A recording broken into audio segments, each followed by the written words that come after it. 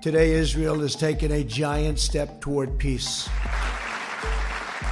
Le 28 janvier 2020, Donald Trump a présenté son plan de paix censé résoudre le conflit israélo-palestinien lors d'une conférence de presse conjointe avec le Premier ministre israélien Benjamin Netanyahou. Voilà à quoi ressemblent les frontières imaginées par l'administration Trump d'après une carte conceptuelle publiée sur le site de la Maison-Blanche.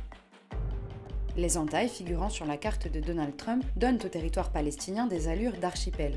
À noter que ce projet octroierait à Israël la souveraineté sur la vallée du Jourdain, territoire stratégique riche en ressources. Par ailleurs, les colonies israéliennes illégales seraient reconnues officiellement. Elles sont désignées sur la carte comme des communautés enclaves. Dans cette projection, la Cisjordanie et la bande de Gaza sont reliées par un tunnel. Autre point crucial, la ville sainte de Jérusalem deviendrait, d'après le président américain, la capitale indivisible d'Israël. Un sujet extrêmement sensible. Le transfert de l'ambassade américaine à Jérusalem en mai 2018 et sa reconnaissance comme capitale israélienne par les États-Unis ont déjà provoqué la colère des pays arabes. Le Premier ministre israélien Benjamin Netanyahou a déjà approuvé la proposition américaine très avantageuse pour Israël. En revanche, le Hamas, au pouvoir dans la bande de Gaza, l'a rejetée en bloc, même réaction du côté de Mahmoud Abbas, président de l'autorité palestinienne. Début février, des violences ont éclaté à Jérusalem et dans les territoires palestiniens. Plusieurs pays arabes ont aussi manifesté contre le projet de Trump, comme ici à Amman, en Jordanie. Les frontières entre Israël et la Palestine sont depuis longtemps un enjeu hautement conflictuel. Voici un résumé de leurs évolutions.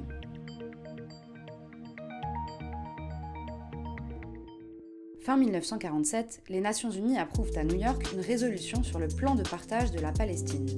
Ce dernier prévoit la création d'un État juif et d'un État arabe, laissant Jérusalem et sa proche banlieue sous contrôle international. S'il est accepté par la communauté juive de Palestine, le plan est rejeté par la quasi-totalité des dirigeants de la communauté arabe.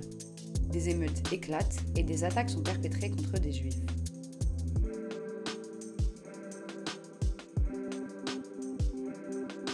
Le 14 mai 1948, le mandat britannique de contrôle de la Palestine s'achève et l'État d'Israël est proclamé sur une partie du territoire.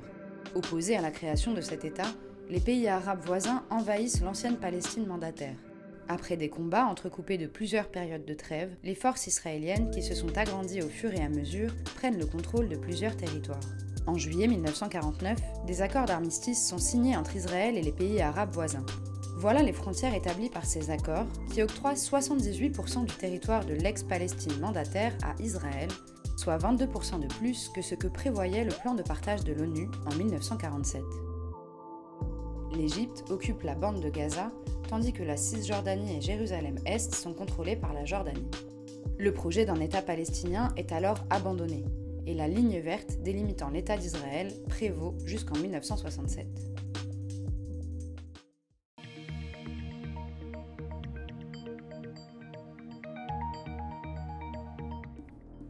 En mai 1967, l'Égypte exige le départ des forces de l'ONU présentes dans le désert du Sinaï et signe une alliance militaire avec la Jordanie. Elle impose aussi le blocus du détroit de Tiran qui permet à Israël d'accéder à la mer Rouge. Le 5 juin, Israël attaque l'Égypte. C'est un succès éclair dans le Sinaï. Face au refus de la Jordanie de rester neutre, le pays est également attaqué par Israël.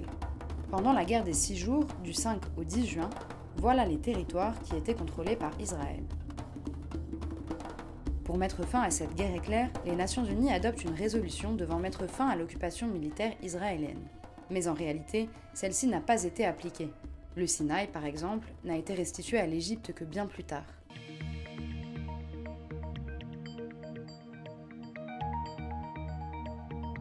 Le 13 septembre 1993, cette poignée de main marque l'histoire. Il s'agit du Premier ministre israélien Yitzhak Rabin et de Yasser Arafat, président de l'Organisation de libération de la Palestine. Ils scellent ici les accords d'Oslo devant la Maison-Blanche, sous le regard du président américain Bill Clinton.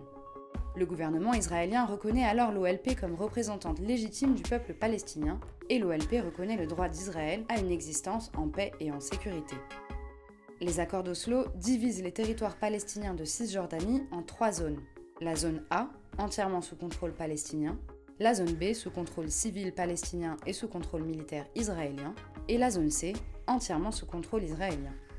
C'est peu de temps après, en 1994, qu'est créée l'Autorité palestinienne qui administre les zones A et B de la Cisjordanie ainsi que la bande de Gaza. Mais cette dernière passe en 2007 sous le contrôle du mouvement islamiste Hamas. La répartition en 3 zones était censée durer 5 ans et devait mener à la création d'un État palestinien souverain.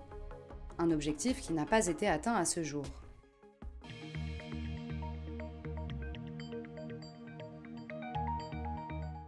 Voilà à quoi ressemblent aujourd'hui les frontières entre Israël et la Palestine.